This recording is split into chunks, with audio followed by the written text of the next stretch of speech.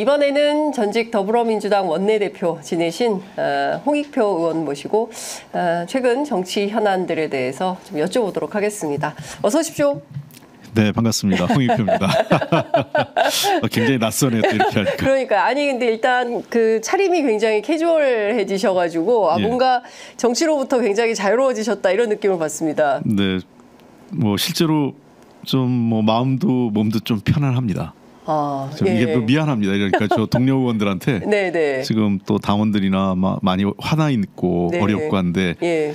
저는 조금 이제 그동안 좀 쉬는 시간을 갖다 보니까 네. 개인적으로는 좀 편하죠. 저도 뭐 근데 답답한 마음은 있습니다. 예. 근데 12년 동안 정말 하루도 쉬지 않고 달려오셨을 텐데, 네. 그래도 지금은 뭔가 좀 모색하고 고민하고 한국 정치 앞으로 어떻게 나아가야 되나 뭐 그런 식이 아닙니까? 아니요, 요즘은 저 그냥 그동안 하고 싶었던 취미 활동 못했던 거 지금 네. 열심히. 정말 요리하고 계신 거 아니에요?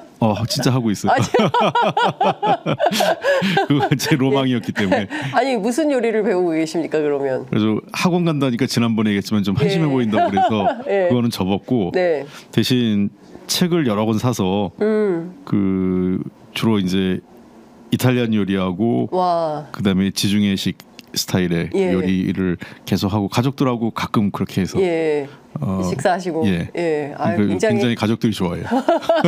그동안 아빠 못 보고 살다가 아이들이 근데 지금 민주당 국회의원들 보면 월, 화, 수, 목, 금 예. 휴가도 없이 정말 그 땀 뻘뻘 흘리고 현장에서 뭐 현장 조사도 가고 청문회도 하고 뭐 굉장히 바쁘게 지내는 상황인 것 같고 근데 이제 효능감이 있는 거냐에 대해서는 조금 의문이 있는 것 같습니다. 그러니까 이를테면 대통령이 끊임없이 거부권 행사를 하고 이게 마치 상수처럼 뭐 이렇게 돼버리니까 이게 도대체 출구 없는 뭐 막다른 길에서 계속 그 분투하는 것 같은 모양새가 만들어지고 있는데요. 사실은 이게 200석이 아니기 때문에 어쩔 수 없는 현상이다. 이렇게 봐야 될까요? 제가 꽤 오래전에 한번 그 얘기를 했던 걸로 기억을 해요. 맞습니다. 22대 국회가 큰 성과가 있는 것 같지만 결국은 변한 게 없었다. 21대 국회하고 의석 구조상으로 보면. 그리고 8석 그때는 뭐 10석이 좀 10몇 석이었고 15석인가 7석인가 그랬고 지금은 8석만 얻어오면 된다고 해서 상당히 기대감이 높았던 게 200석의 벽을 넘을 수 있다는 기대감이 있었던 것 같은데 제가 이거는 분당할 결심 국민의힘의 의원들의 한 20여 명 이상이 분당할 결심하지 않으면 안 될 거다라고 얘기를 했어요. 그래서 그리고 그 시기는 총선 당시로부터 최소한 1년 이상, 1년 반 정도는 지나서 그 윤석열 정부의 임기가 끝이 보이기 시작해야 가능한 얘기였어요. 쉽지가 않아요, 지금은. 그러니까 이제 그런 우리가 어떤 일을 할 때 하고 싶은 일, 또 해야 될 일 그런 것도 중요하죠. 그것도 따져봐야 되고 우리가 뭘 하고 싶고 또 뭘 해야 되는지도 우리가 이제 분석하고 판단해야 되고 그러나 또 하나 중요한 것은 현실 정치에서는 우리가 가능한 일에 대한 것도 가능성에 대한 것도 염두를 두고 여러 가지 전략을 짜는 것도 필요하다고 봅니다. 네, 그러니까 지금 어쨌든 민주당은 특검 그리고 탄핵 뭐 이렇게 집중적으로 활동을 하고 있는 반면에 국민의힘에서는 이제 느닷없이 민생 법안을 하자라고 들고 나왔는데 지난 국회에서 민주당이 다 통과시켰던 법안들 대통령이 거부했던 뭐 간호법, 전세사기 특별법 뭐 이런 것들 이제 와서 다시 하자고 하는 상황 이런 모습은 좀 어떻게 보세요? 그러니까 국민의힘도 뾰족한 수가 없는 거죠. 지금요? 예, 뾰족한 수가 없으니까 아직 대통령실의 의중이 정확히 뭔지 모르겠고 다만 이제 한동훈 대표 체제가 들어서고 나서 기존의 체제하고는 뭔가 좀 다른 모습을 보여야 되겠다. 근데 지금 정치적 이슈로 둘이 부딪히면 어쨌든 다수 의석을 가진 민주당을 이겨낼 수가 없잖아요. 의회 내에서는. 그렇기 때문에 여당으로서는 전가의 보도죠. 특히 여당은 늘 그래요. 여당은 민생 관련 법안, 민생 관련 정책 우선, 뭐 민생 우선 이런 걸로 해서 두 가지죠. 그렇게 프레임을 만드는 목적은 첫째는 힘의 우위가 정치 쟁점 법안으로는 힘의 우위를 극복할 수 없다는 한계를 그러니까 희석시키는 의미가 하나 있고요. 두 번째는 우리는 민생을 챙기고 민주당은 정쟁만 하는 정당 이 프레임을 만들려고 하는 게 깔려 있는 거예요. 그래서 실제로 뭘 하겠다 이런 의도보다는 어떤 그 고도의 정치 전략적 그 접근 방식이 아닐까. 어차피 우리가 제안하는 거 민주당이 받을 가능성이 현재로서 높지 않다라는 걸 알고 있고 하는 거고요. 다만 저는 이제 변곡점은 금년 연말에 변곡점이 있을 거로 봐요. 연말에요? 어떤 차원에서 그렇게? 아무리 여야가 싸워도 그 머리를 맞대고 합의할 수밖에 없는 시즌이 예산 막바지 시즌입니다. 예산. 그러니까 예산안 갖고 서로 이렇게 마지막에 파열을 내면 양쪽이 다 마이너스거든요.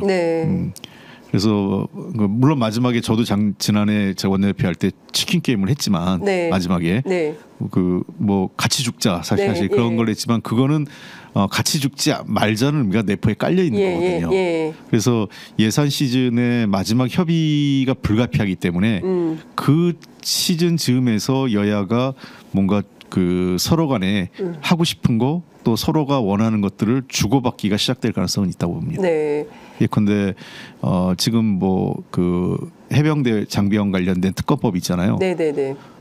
어차피 이제 현실적으로 지금 현 상태 현 수준의 법안은 통과가 어렵고 지금 쟁점으로 오르는 게 제3자 법 그 특검법 특검에 대한 그 추천이 그 쟁점으로 올라가 있잖아요. 근데 지금 현재로서는 이걸 아무도 받을 수 있는 준비가 안 돼 있어요. 왜냐하면 대통령실 윤석열 대통령은 그것조차도 받을 생각이 없을 거고요. 그러니까 특자에 티르자도 못 보내게 하는 그렇죠. 그다음에 제가 보기엔 현재 민주당도 받기 어려울 거예요. 왜냐하면 민주당의 그 지지층이나 또는 여러 지금 사회적 분위기가 그것을 누가 받자고 얘기하면 바로 수박 논쟁에 빠질 거예요. 아직 금투세 때문에 진성준 의원이 엄청 고생을 하고 있어요. 그래서 그런 다양한 저 핵심적인 이슈들이 여러 그 다방면으로 깔려 있잖아요. 좀 뭐 종부세를 포함한 부동산 세제 문제, 금투세 문제, 뭐 그다음에 이 해병대 장병 특검 문제, 또 방통위 문제 등등 전방위적으로 이제 문제가 깔려 있는데 민주당 입장에서도 싸움을 열심히 하는데 잘하고 있어요. 노력하고 있고 저도 그건 밖에서 보는데 되게 그 안타까울 정도로 의원들이 휴가 한 번 못 가고 지금 총선 끝나고 나서 계속 저렇게 뛰고 있는데 결과를 못 만들면 나중에 그 피로감이 오거든요. 결국은 그 피로감은 나중에 하면 이제 우리 지지층도 참다 도대체 뭐 하는 거야 이렇게 얘기가 나오거든요. 그래서 또 그리고 이제 여러 가지 그 소위 그 스윙보터 뭐 그걸 뭐라고 얘기할까요? 중도라고 얘기하기도 뭐하고 하여간 뭐 스윙보터들. 그러니까 이제 그 사람들 입장에서는 뭔가 민주당에게 뭔가 힘을 실어줬는데 민주당이 제대로 못하네 이런 또 그 프레임이 만들어질 수 있어요. 그게 이제 지금 보수 언론들이 열심히 만들고 있는 지금 거죠. 작업을 하고 있는 거죠. 그래서 그런 측면에서 그 마냥 민주당에게도 시간이 유리하지만은 않아요. 그래서 저는 연말쯤이 그런 변곡점이 될 가능성이 높다 이렇게 보고 있습니다. 와, 근데 이 분위기가 이 여름에 이 무더운 이 분위기가 이 지리멸렬함이 연말까지 예산국회 때까지 계속된다고 하면 90, 10, 와, 넉 달을 또 이렇게 견뎌야 되나 암담함이 드는데요.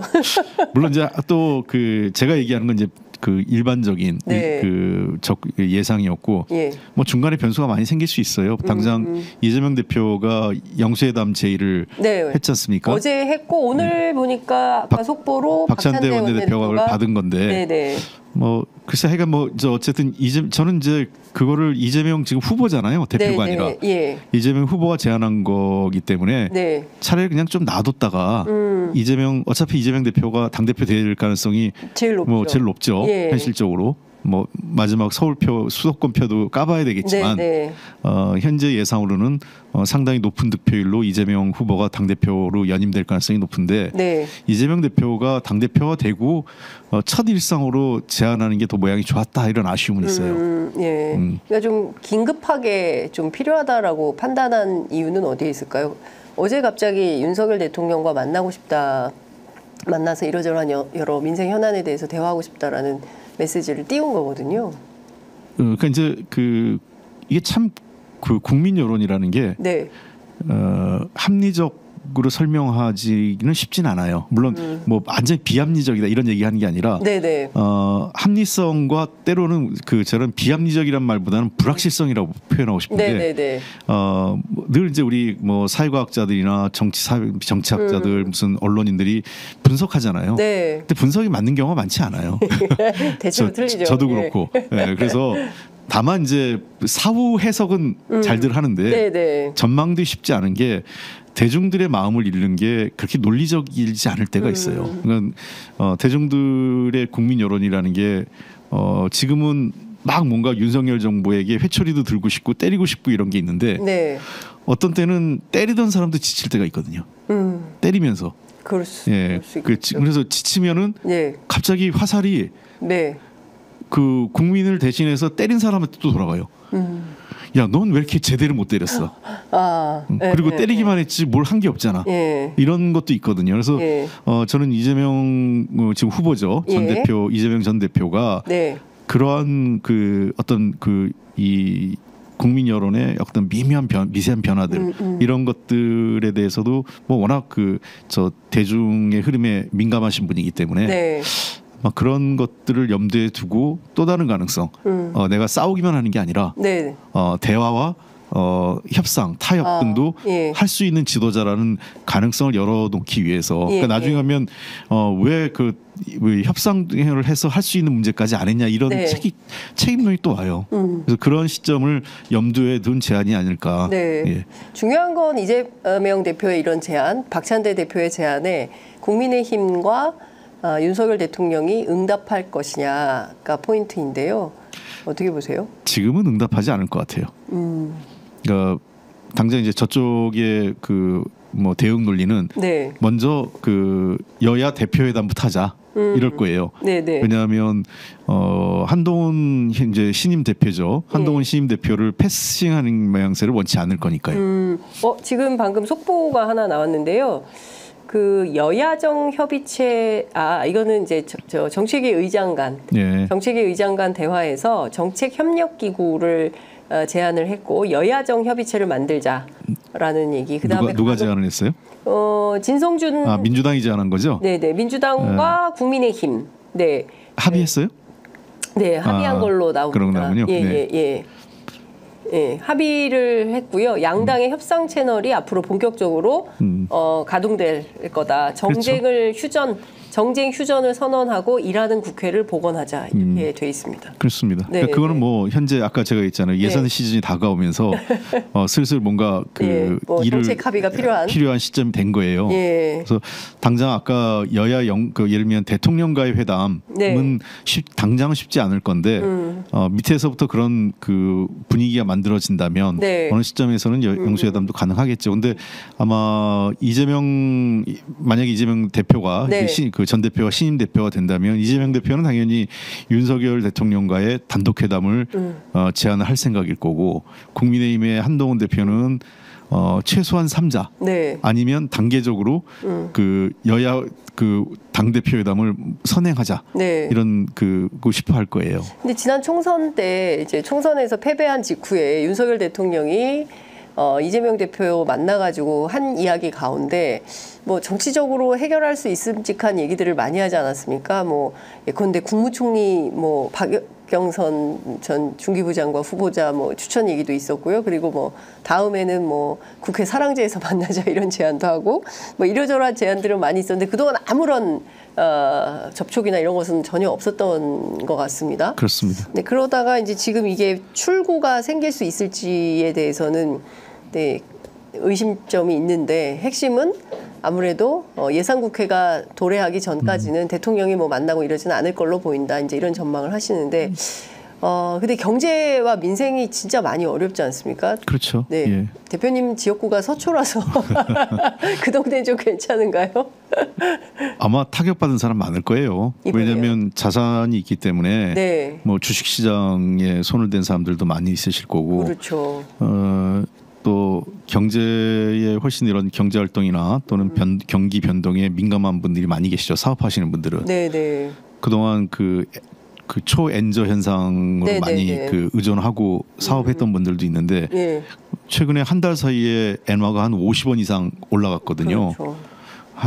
우리 원화 대비해서요. 그러다 보니까 엔화 강세가 지금 계속 이어지는 흐름이고 그런 환율 변동에도 상당한 영향을 받는 분들도 제법 있을 거예요. 그렇죠. 그동안 낮은 엔화를 차입해 가지고 뭐 활용했던 분들도 있을 텐데 당장 뭐 다른 걸 떠나서 환율 변동에 따른 엔화 강세에 따른 손실이 있기 때문에 그에 따른 어려움도 있을 거고 주식 시장이 많이 떨어졌으니까요. 뭐 어제 조금 반등을 했지만 이 불확실성이 커진 상황이기 때문에 아무래도 지금 사업하시는 분들 또 우리 개미 투자자들이 손실을 많이 입은 상태이기 때문에 정치권이 그에 대해서도 조금 더 살펴봐야 될 측면 그리고 UMF 사건 그게 진짜 그죠? 그것도 아쉬워요. 제가 이미 그때 여러 차례 상품권법을 발의했었는데 상품권법이 99년에 없어졌거든요.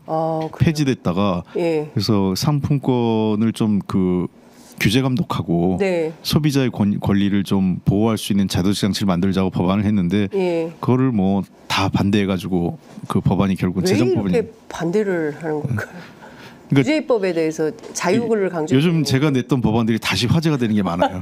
그러니까 간첩죄와 관련된 형법도 그렇고 그 상품권법도 그렇고 그래서 조금 미래를 좀 내다보면서 법안을 좀 준비를 해야 되는데 그러지 않은 부분들이 아쉽죠. 그러니까 그리고 그때는 뭐 정부 부처에서도 다들 규제라고 생각해서 규제 입법에 대해서 반대한다고 하는 건데 저는 그렇게 생각을 해요. 규제가 좋은 규제가 있고 나쁜 규제가 있는데 특히나 환경 관련 규제, 그다음에 금융과 관련된 규제 이런 부분은 조금 더 강화해야 될 필요가 있다고 봅니다.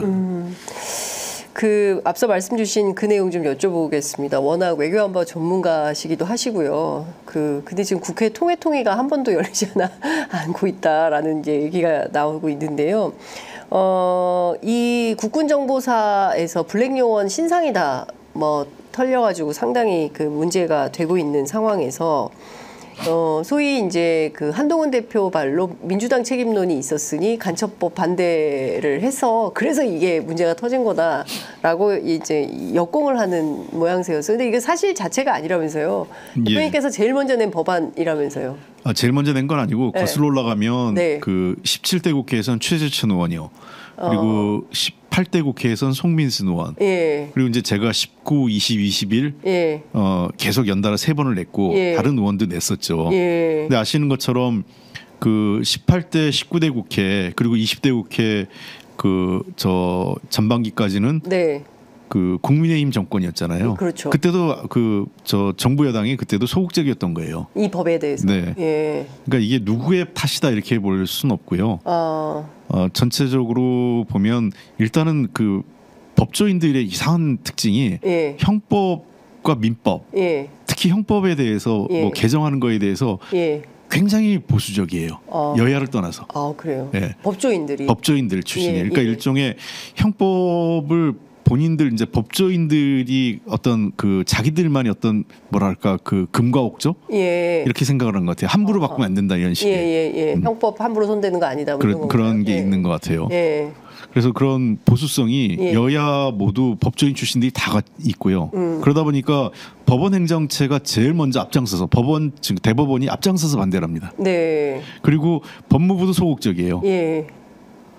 실제로 그동안 이게 최근에 찬성 의견을 내기 시작한 거는 윤석열 정부 들어서 가지고 이후에 이제 갑자기 언제입니까? 2023년 하반기부터 그때부터 갑자기 이제 뭐 일종의 안보몰이하면서 이거를 좀 간첩죄 뭐 이게 하자 막 이런 두 가지 효과죠. 하나는 이제 북한에 대한 안보를 정권 차원에서 활용하기 위해서 그리고 두 번째는 중국과의 관련 대중 공세 차원 그리고 이제 세 번째는 안보 실패가 이 문재인 정부의 국정원을 비롯한 국정원법 개정을 비롯한 이런 정책의 실패라는 걸 부각시키기 위해서 그 법을 좀 정치적으로 활용했던 게 있어요. 그러다 보니까 이 법을 좀 하자라고 하는 게 한동훈 법무부 장관 시절에 조금 얘기하기 시작했는데 그럼에도 불구하고 속기록에 나와 있지만 국민의당 국민의힘 법조인 출신 의원들도 그렇게 적극적이지 않아요. 법원 행정처가 반대하니까 이거 네. 따져볼 게 있다. 그리고 일종의 이제 그런 법원 그 법조인 출신 의원들의 보수성, 네. 형법에 대한 보수성과 그리고 이제 우리 당 의원들도 소극적이었던 거 많죠. 그러니까 부정적이라기보다는 예. 소극적이라는 말이 더 정확할 거예요. 그런데 이 간첩죄를 그러니까 꼭 적국을 북한만 적국으로 할 거냐 아니면 북한 이외에 뭐 일본도 될 수 있고 뭐 미국도 될 수 있고 뭐 동남아시아 어느 나라가 될 수도 있고 이렇게 범위를 확장해야 되는 게 소위 얘기하는 산업 스파이 문제가 점점 커지고 그래서 그런 건 아닌가요? 그렇습니다. 그래서 몇 국정원의 가지 기능도 국내보다는 해외 파트를 강화해야 된다. 그러니까 이게 네. 이 논란을 네. 이 보수 정권들이 강화시킨 거예요. 왜냐하면 네. 어느 나라든 적국 주적을 규정하지 않습니다. 아 그래요. 우리나라만 이렇게 주적. 그러니까 그런 표현 뭐냐면 우리 보통 외국의 국방백서나 예. 외국에서는 가상의 적이라고 그래요. 가상의 적. 예. 왜냐하면 가상의 적이라는 모든 나라가 잠재적 적국인 거예요. 근데 그건 맞을 것 같아요. 예. 어느 나라에서 어떤 일이 벌어질지 알 수가 없는 거잖아요. 그래서 가상의 적이라고 설정하고 예. 근데 사실 그 가상의 적이 예. 뭐 미국 입장에서는 주로 러시아나 뭐 중국이 될 수 있겠죠. 근데 그렇다고 중국이 적국이다라는 얘기를 하지 않아요. 근데 우리는 왜 이렇게 적국이라고 저기 북한 때문에 예. 이 보수 정권들이 갑자기 주적 개념 네. 그다음에 주적은 북한이다. 예. 그래가지고 최근에 김정은 위원장이 한국을 적국이라고 그러니까 또 뭐 그 남북 동포 간에 이 반하는 이 전쟁 놀이라는데 예. 적국 개념을 강조한 건 우리 측이 먼저 한 거예요. 북한보다. 그렇죠. 북한은 이제 김정은이 따라한 거죠. 예. 그러니까 저는 이게 되게 안보를 네. 좀 더 높은 차원에서 정말 국익이나 또는 여러 가지 그 국제 정세 남북 관계나 국제 정세를 포괄적으로 보는 게 아니라 굉장히 근시안적으로 보는 거. 그다음에 또 하나는 어쨌든 이 안보 몰이를 갖고 국내 정치에 활용하고자 하는 아주 나쁜 의도가 작용되다 보니까 맨날 주적 개념. 그러니까 말해보면 주적이 북한이냐 아니냐를 옛날 우리 국무위원들한테 막 확인하잖아요. 물어보고 그랬잖아요. 예, 상임위 할 때. 그럼 통일부 장관이 북한을 적국이라고 그러면 통일사업을 어떻게 대화를 하겠어요? 통일부는 대화 업무도 있기 때문에 그러니까 내게 통일부 장관 교류협력도 그렇죠. 있고. 교류협력법이 있는데 그럼 교류협력법을 폐기하든가 그것도 아니면서 그러기 때문에 통일부 장관들의 보통 보편적인 답변이 우리 정권 시절에는 북한은 적이면서도 적국이기도 하지만 남북관계 기본법에 따라 통일의 대상이다. 이렇게 얘기를 하잖아요. 그러니까 이제 물타기를 하는 거죠. 그 답변 속에서. 근데 지금 최근에 이제 이 정부 들어와서 뭐 통일부 장관은 본인이 더 나서서 적국을 북한은 적국이다라고 아주 뭐 통일부 장관인지 국방부 장관인지 구분할 수 없을 정도로. 그렇기 때문에 그 우리나라 형법에 적이 북한으로 아예 축소돼 있는 거예요. 그래서 이렇게 돼 가지고는 어떠한 형태도 만약에 예를 들면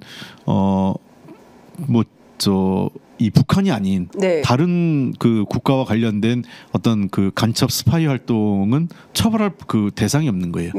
그리고 이번에도 사실은 주국 동포 라서 이게 이게 도리어 중국은 이런저런 처벌이 가능할 수 있어요. 지금 뭐 아직 그 최종 확인은 안 됐지만 그 중국 제중동포인 사람이 그 모 씨가 그 경찰청국 요원이라는 거 아니겠어요?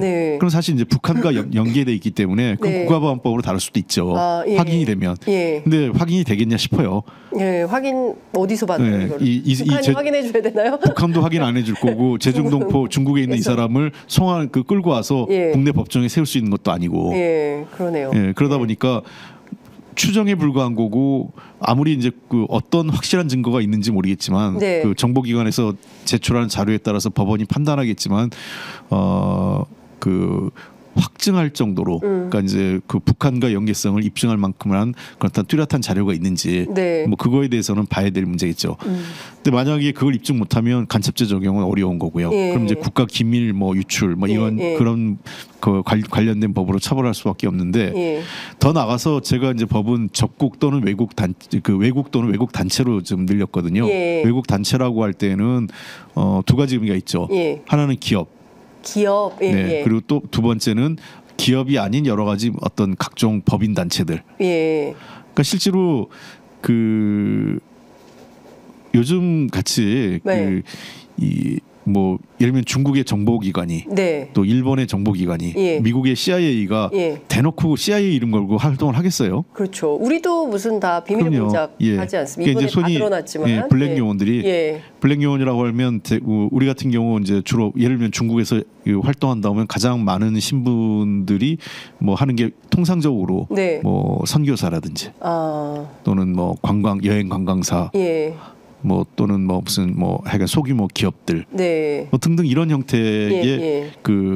저 위장된 신분을 갖고 하는 거예요. 예. 그러니까 블랙과 화이트라는 거는 둘 다 정보기관 요원인데 네. 화이트라고 할 때는 그 적국에게 그러니까 이제 상대국에게 외교적 통로를 통보합니다. 왜냐하면 우리 대사관에도 국정원 직원들 있잖아요. 네네 그렇죠. 네, 그 경우는 그 정보기관에서 나온 외교관이다라는 거를 알려주는 거예요. 그래서 네. 이제 신분이 드러난 정보 요원. 네네. 그러니까 화이트죠. 그렇죠. 예. 근데 이제 그런 게 아니라 신분 자체를 완전히 숨기고 그러니까 직접적인 우리나라 정보기관과의 연결고리 없이 어떤 그 위장된 신분으로 있는 경우 블랙 요원이라고 하는데 그런 블랙 요원들에 대한 이번에 보안이 뚫렸는데 저는 이거를 뭐 국정원법으로 한동훈 대표가 얘기한 건 어불성설입니다. 왜냐하면 제가 어떤 다른 방송에도 얘기했지만 네.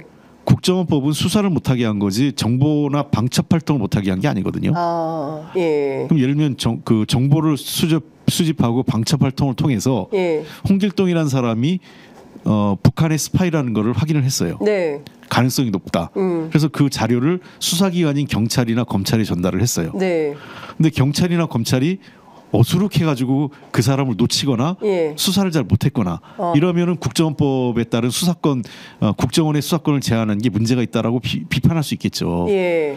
근데 이건 그게 아니거든요. 아니죠. 예. 예. 더군다나 이것은 정보기관 내에서 일어난 일이고. 그렇습니다. 저는 모르겠어요. 이게 내용을 잘 몰라서 아직 확인이 안 돼서 함부로 판단하기 어려운데 제 일감은 네. 만약 정상적인 정보기관이라면 네. 그 지금 군무원이란 A 씨가 네. 부사관 출신의 그 비교적 하급 군무원이에요. 예. 그 사람이 접근할 수 있는 블랙 요원이라는 것은 내가 보기엔 정보적으로 큰 가치가 있지 않을 것으로 저는 일감 생각을 해요. 그래야 맞고. 예, 고급 정보는 아닐 것이다. 예. 왜냐하면 정보기관 내에 많은 이런 그 네. 벽이 있어요. 방화벽처럼. 예. 왜냐하면 심지어 국정원장조차도 네. 블랙 요원들에 대해서 잘 몰라요. 보고를 안 받게 돼 있습니다. 누가 컨트롤합니까? 그러니까 그건 컨트롤 타워가 있으면 안 되는 거예요. 알면 안 되는 거군요. 그럼요, 다 밝혀지는 거잖아요. 예. 그래서 그거는 그 라인만 아는 거예요. 예. 그리고 그래서 우리가 첩보 영화에서 가끔 나오잖아요. 예. 자기의 선이 있는 상사가 예. 갑자기 무슨 변을 당하면 고립되는 거예요, 이 사람이. 지금이 딱 그런 상황이라고 봐야 되나요? 아니 지금 그건 아니죠. 그러니까 뭐 그 라인이 끊긴 건 아니니까. 예.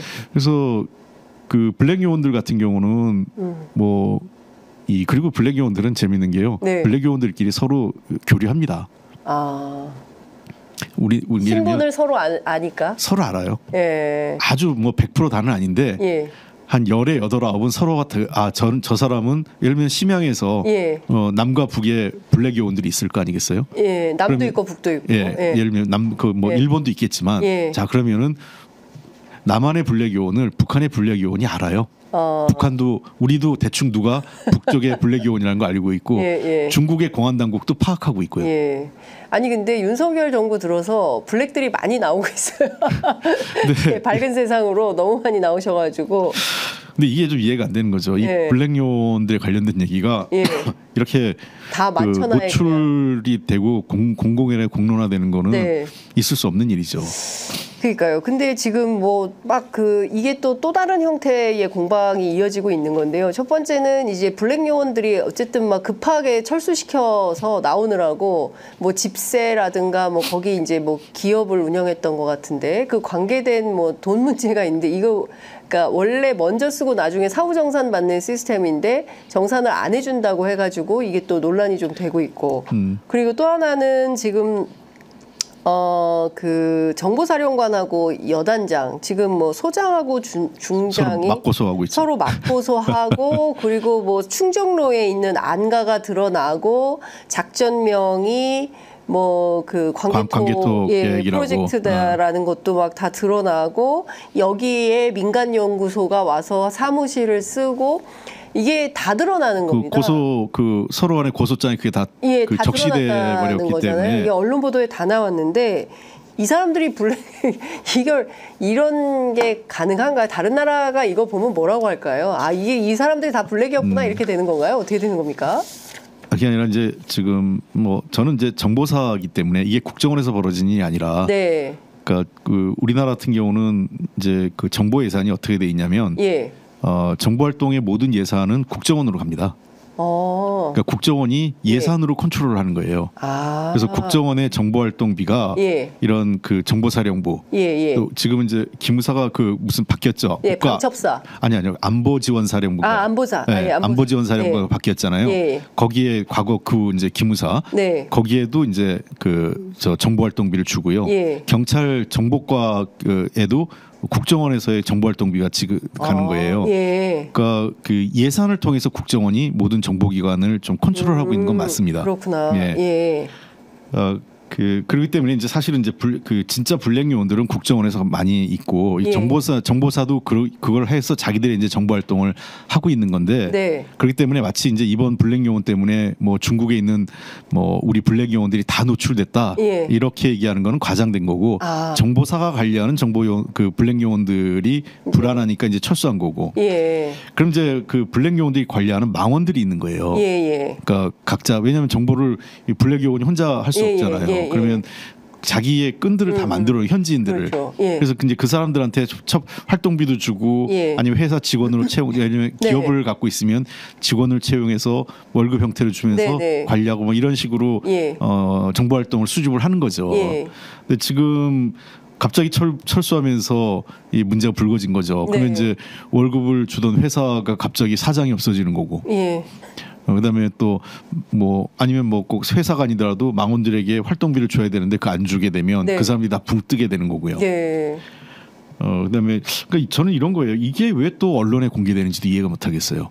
블랙들이 다 철수해서 뭐 이런 문제가 생겼다. 이거는 기자들이 확인할 수 있는 내용이 아니잖아요. 그렇죠. 알려줘서 쓰는 거죠. 정보사 내부에서 또 이 문제를. 그러니까 저는 이거를 자꾸 지금 그 우리 정부 여당에서 문재인 정부와 민주당의 책임론을 부각하기 위해서 이런 위기 상황이라는 걸 자꾸 리크하는 거예요. 누설하는 거죠. 아니 근데 이게 문재인 정부하고 무슨 상관인가요? 그러니까 국정원법을 자꾸 끌고 오려고 하는 건데 핀트도 안 맞고. 그러니까 이제 그 한동훈 대표가 그냥 뜬금없이 민주당 책임론을 들고 나왔겠어요? 본인들은 최근에 정치적 자기들이 어려운 상황이니까 국민의힘이 뭔가 정치적 공세를 잡을 수 있는 프레임은 뭐밖에 없어요? 색깔론밖에 없는 거예요. 이 사람들이 늘 해왔고 늘 자기들이 제일 잘하는 게 색깔론과 안보 공세밖에 없는 거거든요. 그러니까 야 이거 장사 되겠다.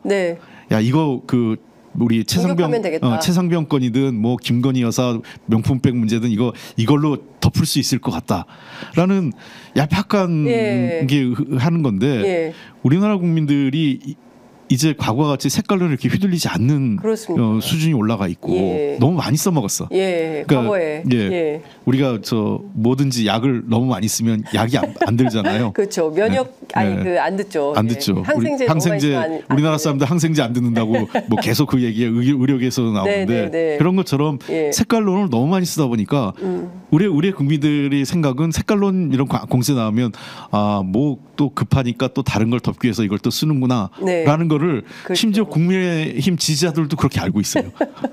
그러니까 제가 보기엔 거기다가 또 엉뚱하게 뭐 간첩법에 관련된 문제로 이제 쟁점 이탈을 하니까 이 논점 이탈에 대해서 국민들이 별로 동의하지 않고 보수 언론조차도 그런 각오로 기사를 쓰지 기사가 않는 것 이거를 야당 공세로 못 가져가잖아요. 보수 언론조차도 너무 허술하고 그리고 속기록 국회 속기록만 봐도 이게 특정 정당이 목숨 걸고 반대한 것도 아니고 그러니까 이런 거죠. 당론으로 서로 채택하지 않고 밀어붙이지 않았을 뿐이에요. 그러니까 우리 당도 제가 원내대표고 제가 낸 법이지만 당론을 해서 이걸 꼭 하겠다 이러지 않았을 뿐이고 국민의힘도 이걸 당론으로 채택해서 꼭 해야 되겠다. 그러니까 각각 그 개별 의원들의 그 상임위에 소속돼 있는 의원들의 판단에 맡겨놓은 법안인 거죠. 근데 대표님 이건 어떻게 보십니까? 사실 그 여야가 늘 좀 이렇게 늘 이제 쟁점에 대하여 충돌하고 갈등하고 뭐 논쟁하고 이런 건 있었지만 그래도 뭐 최대한의 어떤 상식과 합리 속에서 합의할 건 합의하고 처리할 건 처리하고 뭐 이렇게 넘어왔던 것 같은데 유독 윤석열 정부에서는 여당이 운신의 폭이 없는 것 같아요. 그래서 미션이 내려오지 않는 한 뭐 움직이지 않거나 뭐 전화 받아야 움직인다 뭐 이런 이제 얘기가 있을 정도인데 이 대결 정치가 지금 벌써 그 윤석열 정부 3년 차째 계속 이어지고 있는 거 아닙니까? 그리고 대통령은 별로 관심이 없어 보이세요. 그냥 뭐 국민이 뭐라든 말든 야당이 뭐라든 말든 그냥 나는 마이웨이다. 여기가 좀 어떤 8석의 정치력이라고 해야 될까요? 그 표현을 어떤 방법이 있겠습니까? 어떤 해안이 있을까요? 저는 이 문제를 네. 윤석열 정부가 가지고 있는 태생적 한계라고 봅니다. 태생적 한계다. 네, 왜 그러냐면 이게 뭐 또 적절한 비유가 아닌 것 같아서 우리 또 중학생들 또 비하한다 그럴 것 같은데 우리 중2병 뭐 이런 얘기 많이 하잖아요. 예. 저도 제 자식들 있을 때 중학교 때가 제일 힘들었는데 네.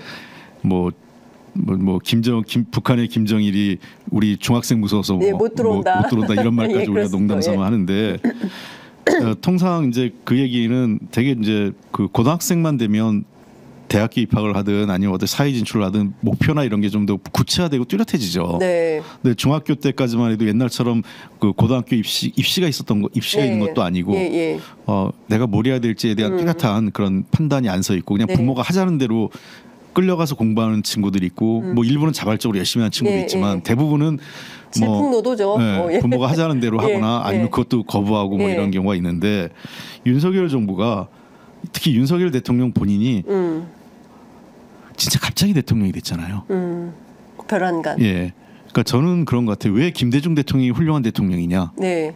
준비된 대통령. 예. 그러니까 내가 대통령이 되고자 오랫동안 노력한 사람이에요. 예. 그러니까 그렇기 때문에 대통령이 되면 뭘 하고 싶고 뭘 하려고 하고 네. 나는 남북 관계 한반도 남북 정상회담이나 한반도 평화 문제를 꼭 해야 되겠고 경제 민주화도 해야 되겠고 이런 것들에 대해서 인권, 오랫동안 민주주의. 고민하고 구체적인 수단도 하고 예. 김대중 씨 사실 우리나라 국가 사회 시스템의 매우 중요한 대부분의 근간들 그렇습니다. 골간들이 김대중 대통령 시절에 만들어졌어요. 맞습니다. 지방자치제도도 지방자치제도 그렇죠. 예. 물론 이제 YS 때 시작을 했지만 김대중 대통령이 단식을 해가지고 YS로부터 양보를 얻어낸 거잖아요. 예. 그리고 그 지금의 저 의료보험 체계, 예. 의약분업, 맞습니다. 예, 그다음에 국민연금 네. 그 전 국민을 대상으로 한 국민연금으로 확대되는 이제 사회보장 체계가 예. 그때 IMF를 하면서 직장이 막 실업자가 늘어나니까 예. 사회 안전 시스템을 만들겠다는 김대중 대통령 의지가 작동을 했던 거고요. 사회복지 정책도 예, 그렇고요. 사회복지 정책. 예. 그다음에 뭐 ICT 쪽 네. 벤처 사업 도움했고 남북 정상회담에서 예. 하는 문제 등등. 그러니까 김대중 대통령 때 우리 사회 큰 골간들을 많이 만들었어요. 네. 왜냐하면 이분이 대통령 되기 위해서 40여 년 넘게 대통령이 되기 위해서 노력했고 고민했던 거거든요. 네. 저는 YS에 대해서도 이러저런 평가가 있을 수 있겠지만 하나의 척결하고 금융실명제한 거는 우리 사회에 엄청난 혁명적 변화를 한 거거든요. 예. 그러니까 YS 김영삼 대통령도 40년 이상을 예. 대통령이 되기 위해서 노력하신 분이었고요. 예. 그런데 윤석열 대통령은 갑자기 된 거잖아요. 네. 그러니까 내가 대통령을 왜 해야 되는지 목적 의식도 분명치 않고 네. 대통령이 되고 나면 무엇을 하겠다라는 구체적인 액션 플랜도 네. 본인이 갖고 있지 않았던 거고요. 예. 제가 깜짝 놀란 거는 그 얘기 여러 차례 내 방송에서 했는데요. 통상 제가 이제 원내대표하기 전에 네. 그 상임위원장을 했어요. 윤석열 정부 네, 출범하고 나서 문화체육관광위원장을 예. 했는데 통상 정부가 출범하면 6개월 이내에 일이 굉장히 빠르게 진행됩니다.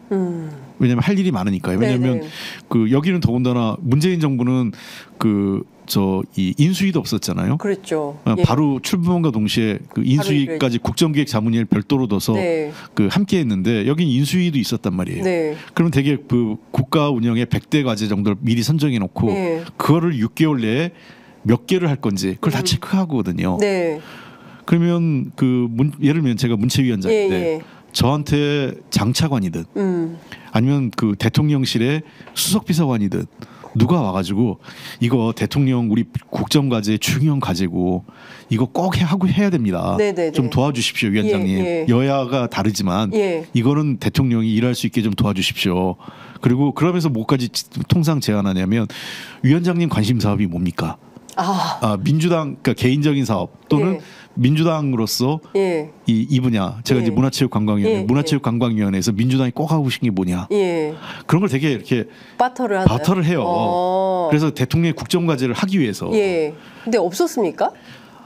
한 번도 저를 찾아온 사람이 없었어요. 세상에. 제가 1년 정도 했는데 와. 그리고 저만 그런 게 아니라 제가 다른 동료 상임위원장들도 보면 나도 없었어 이런 사람이. 네? 그러니까 대통령도 할 의지가 없었고요.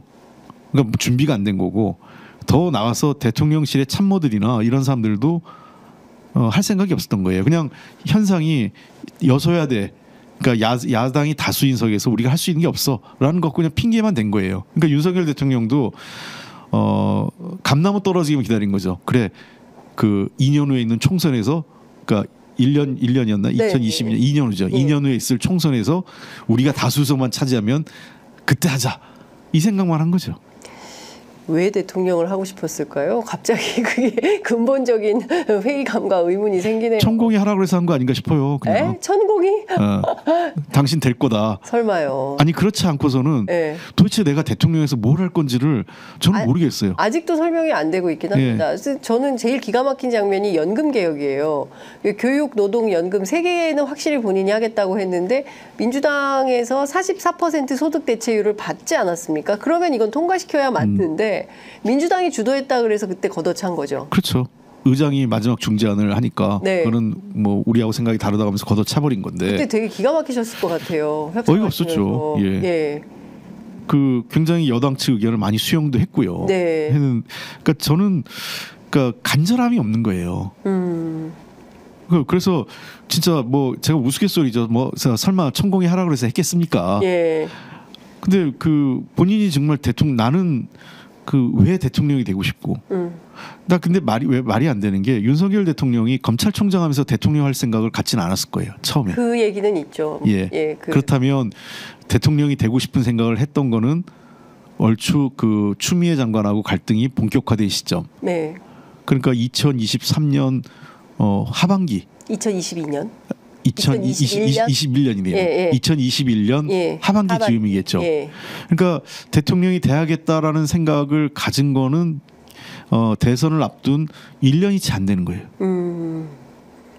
그냥 뭐 이럴 바에는 내가 대통령 하자 이럴 수 있었겠죠. 그래도 대통령이 될 수 있었다는 것에 참.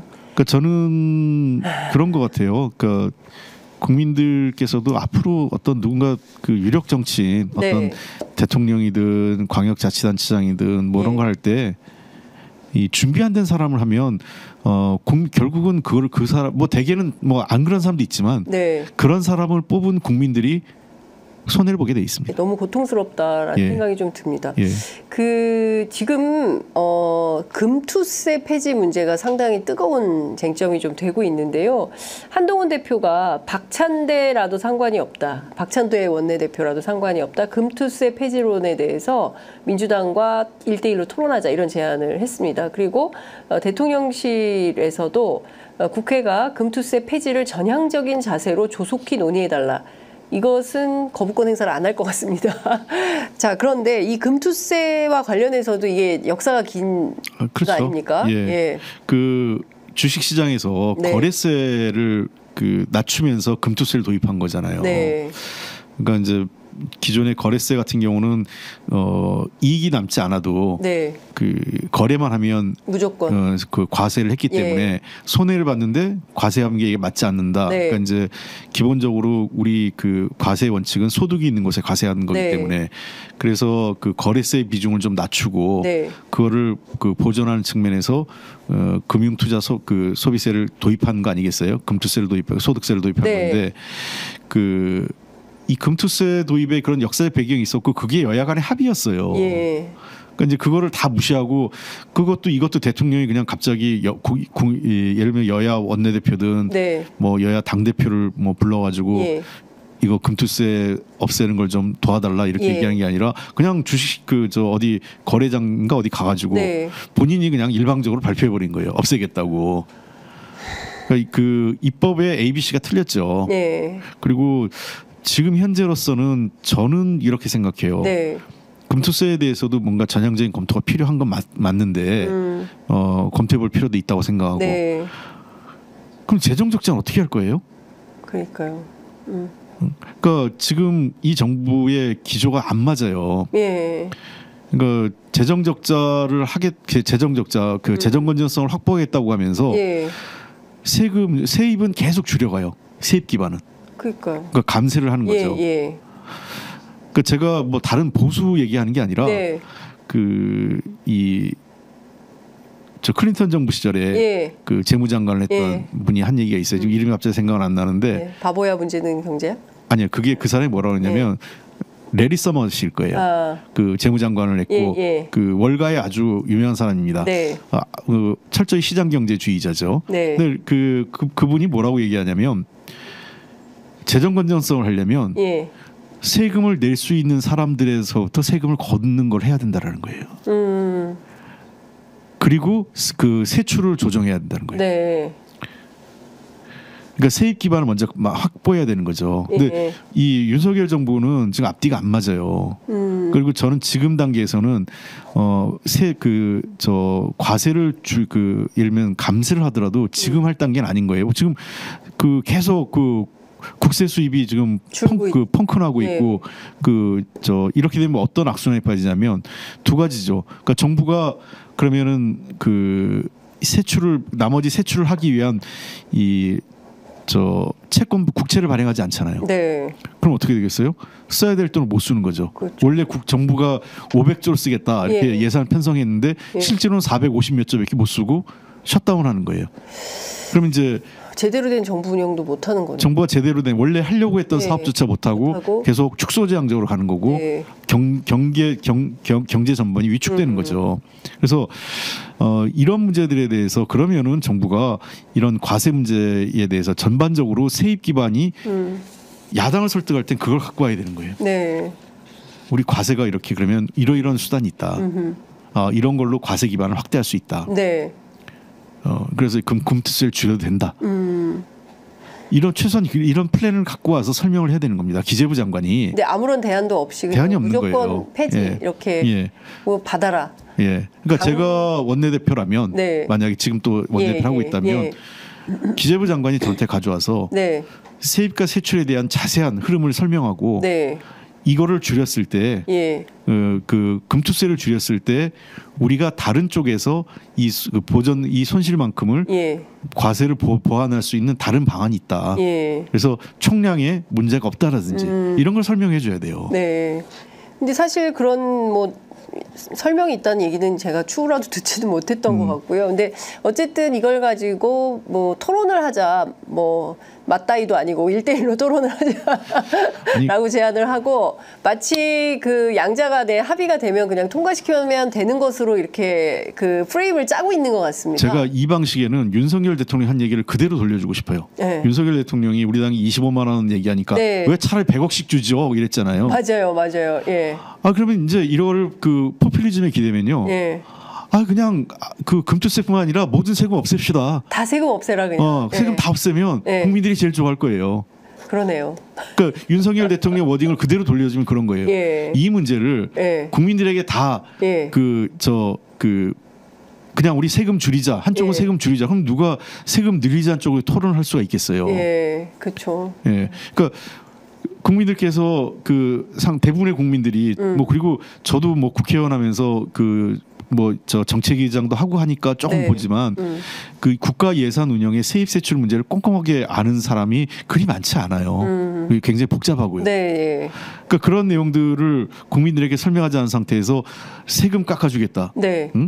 이게 금융시장을 활성화시킬 수 있다. 그러니까 저는 그게 제일 궁금한데 지금 뭐 어제 갑자기 이제 주식시장이 폭락하고 그러면서 엊그제죠. 그러면서 이제 이 대책으로 금투세 폐지를 얘기하는 거거든요. 그러니까 갑자기 이제 정보사에서 블랙 요원들이 다 이제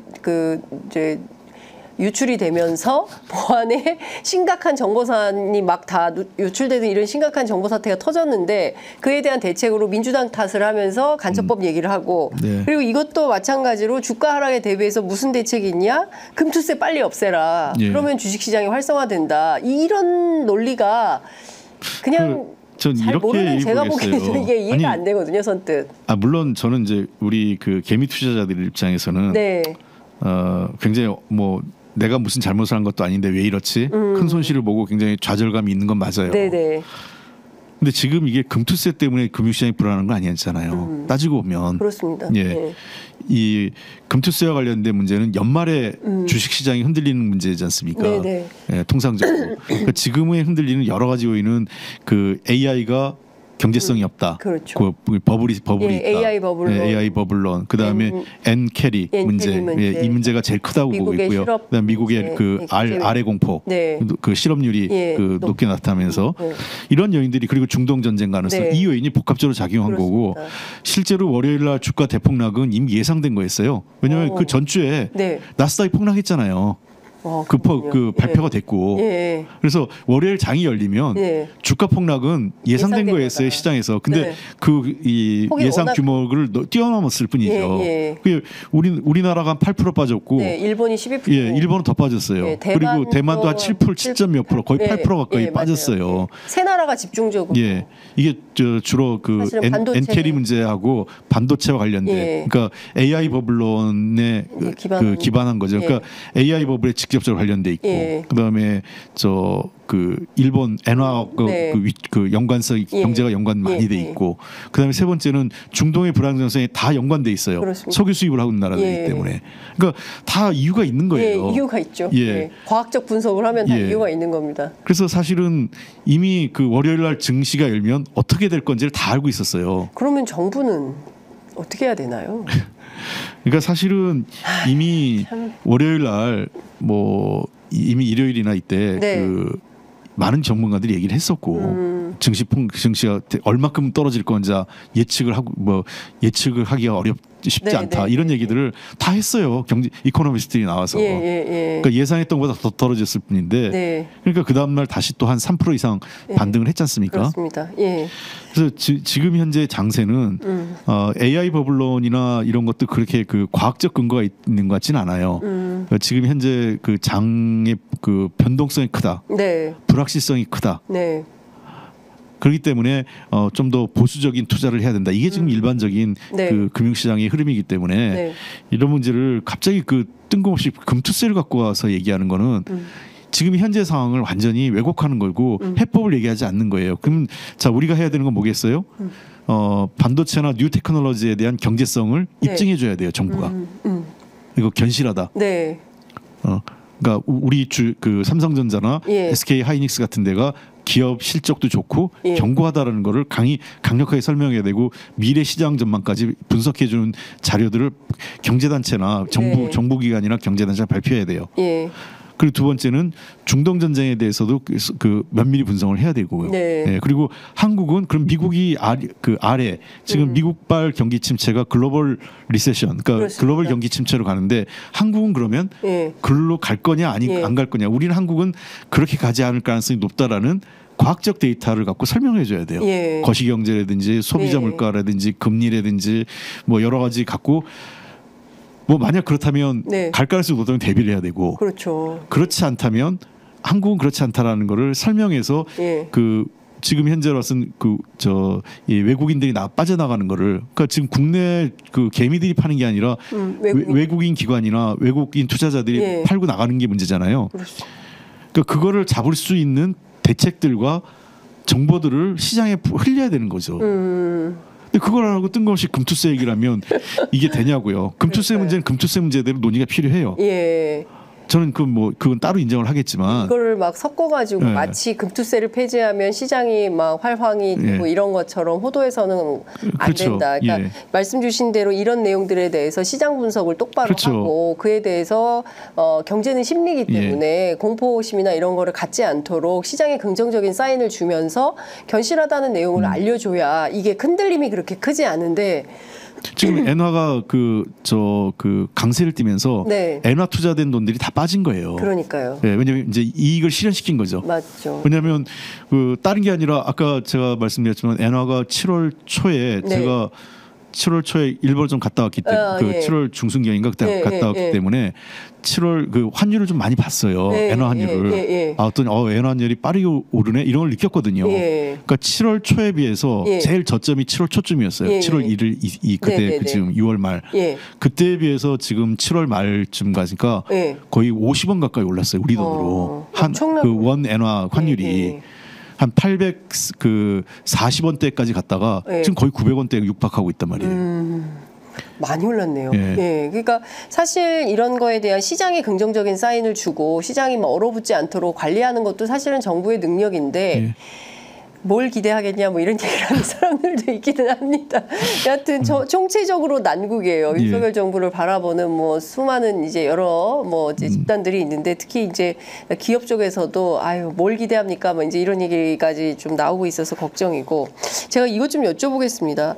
최혜병 특검법으로 꽉 막혀 있는데 이거 계속 뭐 가다 보니까 처음에는 수사 외압 미 핵심인 줄 알았는데 보니까 삼부토건이 나오고 이종호 씨라는 인물이 나오고 이종호 씨로 파생돼서 최근에는 백혜룡 경정이라고 영등포 경찰서에서 마약 사건 수사를 했는데 거기에 관세청이 개입된 문제 그리고 그거를 용산이 나서서 이거 수사 외압을 행사한 걸로 보이는 여러 가지 정황 증거들이 막 드러나고 있는 상황입니다.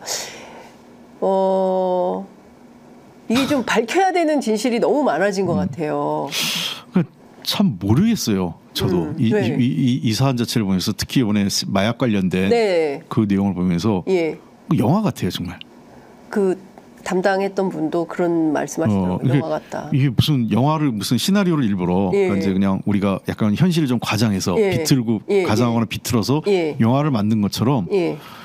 그 대통령실의 그 경찰 고위직이 개입하고 경찰청이 서울 그 서울청하고 저 경찰청 본부가 개입하고 말단에서 수사하려는 사람이 그 수사하다가 좌천되고 야, 이게 왜 이런 일이 벌어지지? 그리고 관세청이 뭘 도와줬다 이런 진술이 나왔잖아요. 그렇습니다. 그러면 관세청에 대한 수사를 해야 되는 게 맞고 그에 대해서 가감 없이 그 투명하게 그리고 예를 들면 이런 거예요. 보도를 하지 말라고 할 때에는 마약 수사는 되게 은밀하게 진행되기 때문에 수사의 어떤 효율성 차원에서 엠바고 걸고 할 수 있습니다. 엠바고를 거는 거고 다 봤죠. 그렇게 하는 거는 일반적이지만 이거는 어떤 기관을 그 연루되면 야당한테 그 정치 공세 주는 거고 그리고 그 기관의 뭐 어떤 명예나 또는 뭐 그 위상이 관련돼 있어서 이거를 좀 뭐 단순하게 그리고 뭐 로키로 처리하자 이렇게 하는 거는 있을 수 없는 일이죠.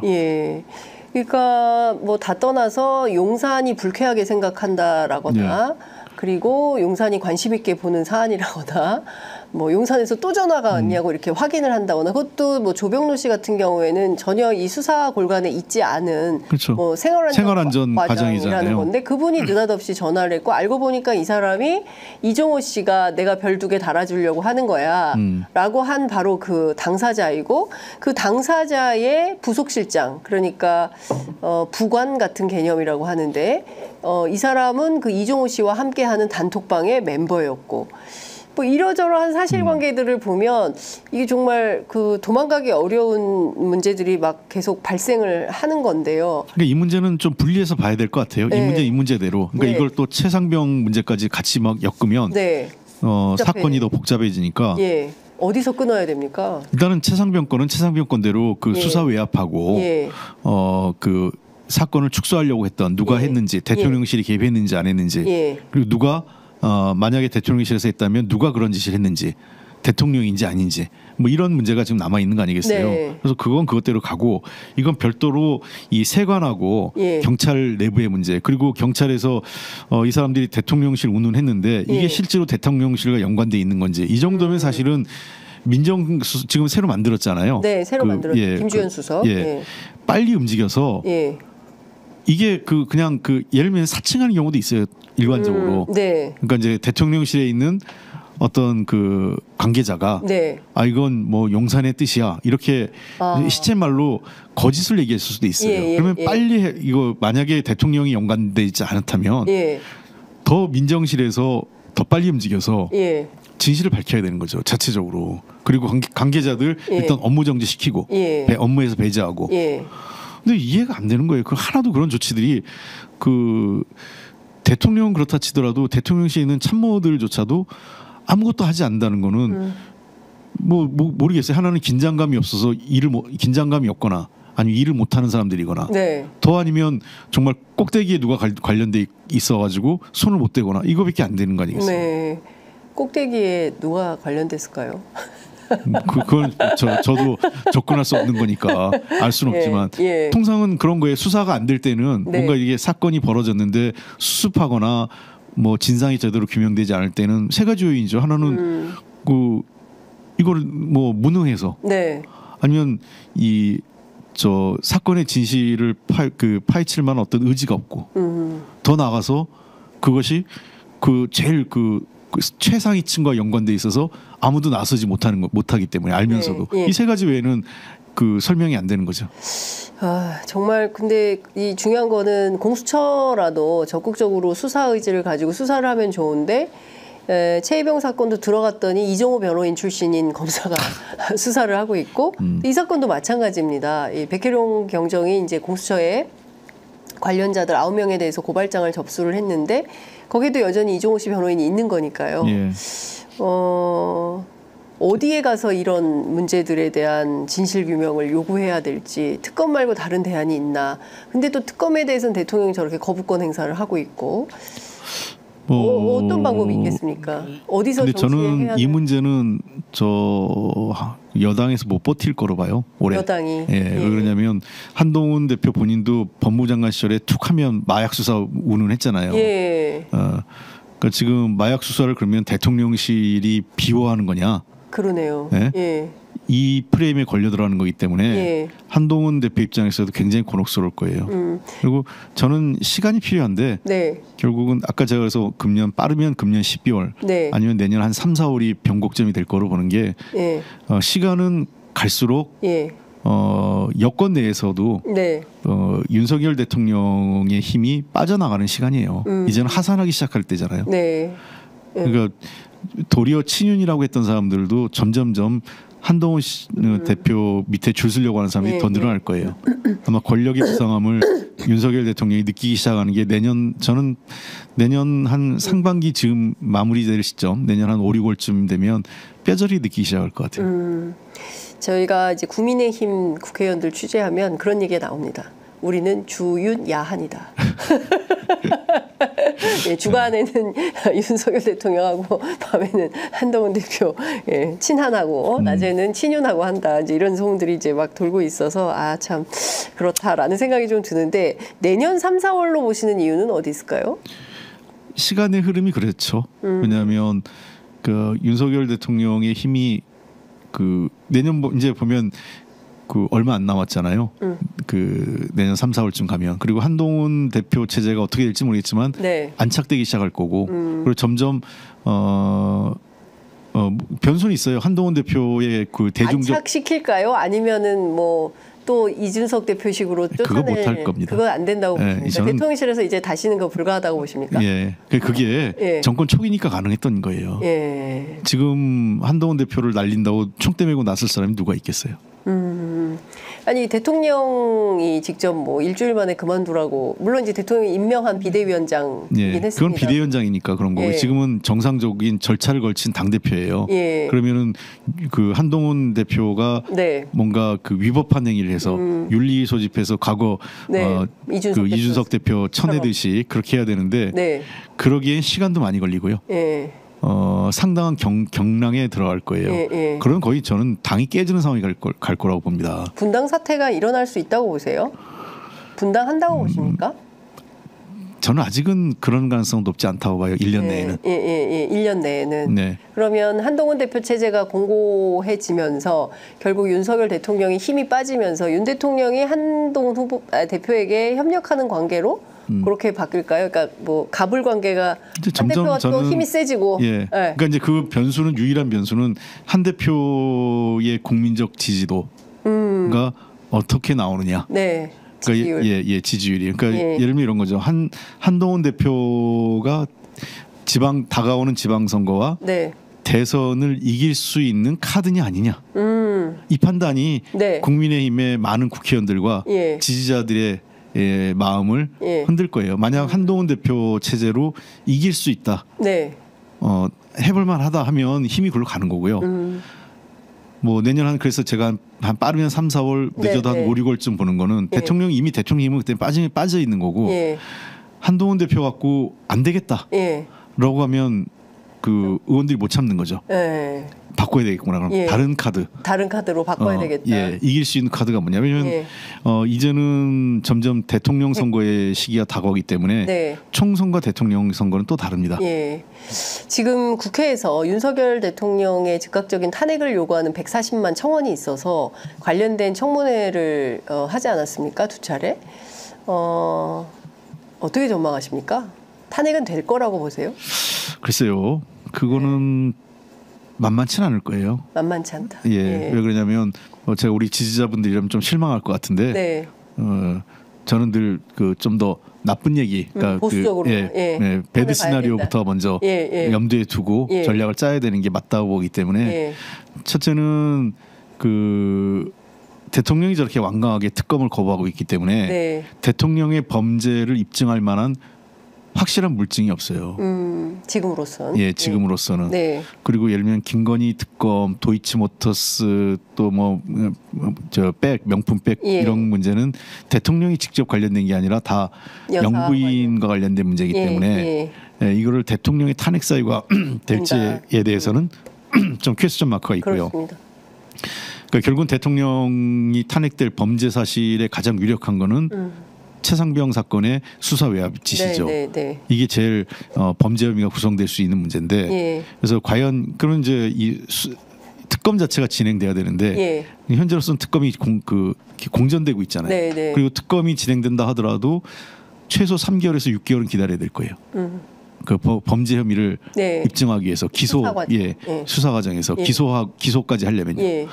그리고 기소해도 이게 또 실제 법률이 법원의 최소한 1심 판단 정도는 필요할 수도 있어요. 그러다 보면 이 대통령이 거의 끝나버려요. 그리고 또 만약에 그렇다면 이제 급하게 그런 게 입증되지 않은 상태에서 국회가 탄핵이 어찌어찌해서 됐다 치죠. 뭐 8명 몇 명이 하여간 넘어와서 그럼 헌법재판소로 가게 되는데 헌법재판소의 구성이 그다지 유리하지 않아요 지금요. 그리고 아까 얘기했던 그런 한계들. 그러니까 이제 그 재판관들 입장에서도 기소가 안 이루어졌다면 더더욱 쉽지 않을 거고 기소가 됐다 했을 때에도 반대 논리가 이제 1심 판결도 없는 상태에서 이게 유무죄 그 대통령의 직무를 정지하는 게 맞는지에 대한 문제.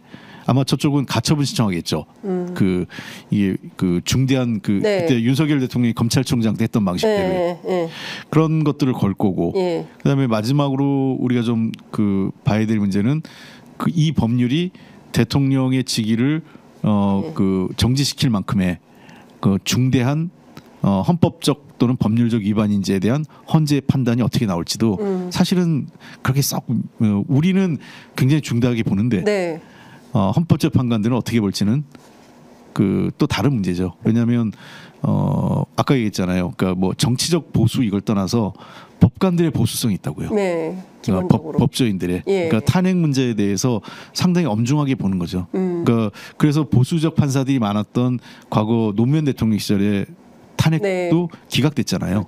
그러니까 많은 사람들이 이거 인용되는 거 아니야 걱정도 했었는데 법조인들의 어떤 보수적 법 해석이 그때도 그랬고 지금도 그렇게 될 가능성이 더 높지 않냐라는 게 제가 이게 서초동 쪽에 있는 법조인들 변호사들 만나서 얘기를 들어오면 좀 부정적으로 보는 사람이 훨씬 더 많더라고요. 그렇군요. 좀 더 냉정한 시각으로 현 정세를 좀 꿰뚫어 보면서 한 발 한 발 따박따박 봐야 되겠다라는 생각이 좀 듭니다. 아유 오늘 무려 8분 53초나 더 길게 저도 시간 가는 줄 모르고 대표님 말씀 좀 들었습니다. 갑자기 궁금해진 게 있는데요. 요리는 주로 뭘 하신다고 그랬죠? 아까 이태리 음식 하신다고 그랬는데 대표 메뉴가 뭐 파스타는 여러 개 하고 만들어보고 파스타 그다음에 이제 샐러드 종류 있잖아요. 그런 거 하고 또 이제 피자도 하십니까? 피자는 그 지금 아직은 도전 안 하고 있어요. 그런 이제 오븐을 써야 되기 때문에 그래서 그 오븐이 있긴 있지만 근데 그거보다는 우리 뭐 집 가족들이 그렇게 피자를 좋아하진 않아요. 그래서 뭐 해산물 이렇게 뭐 요리를 해서 등등 해서 뭐. 혹시 대표님 조만간 또 예능 프로에 나오시는 거 아닙니까? 요리왕 막 이래가지고 또 예능 프로에 출연하는 것은 아닌지. 하여간 저희가 가끔 모셔서 정치 현안도 좀 말씀 좀 듣고요. 그리고 또 밖에 계시니까 조금 더 그 중립적으로 객관적으로 상황을 좀 보실 수 분석하실 수 있을 것 같아서. 너무 그렇게 얘기하면 또 우리 지지층들 별로 안 좋아해서 우리 지지층들은 좀 시원하게 뭐 된다. 아까 탄핵 같은 경우 된다 막 이렇게 얘기해야 되는데 근데 그런 것 같아요. 그거는 뭐 이 저는 당의 지도부나 우리 의원들은 조금 더 보수적으로 보는 게 그러니까 이제 상황 자체를 나쁜 상황을 염두에 두면서 그런 경우에 어떻게 대처할 거냐 하는 걸 보고 하고 염두에 두고 일을 추진하는 게 맞다 이렇게 봅니다. 알겠습니다. 그 점심시간에 오찬도 걸으시고 저희 함께해 주셔서 너무 감사드립니다. 종종 모시겠습니다. 네, 오늘 말씀 잘 들었습니다. 감사합니다. 고맙습니다. 감사합니다.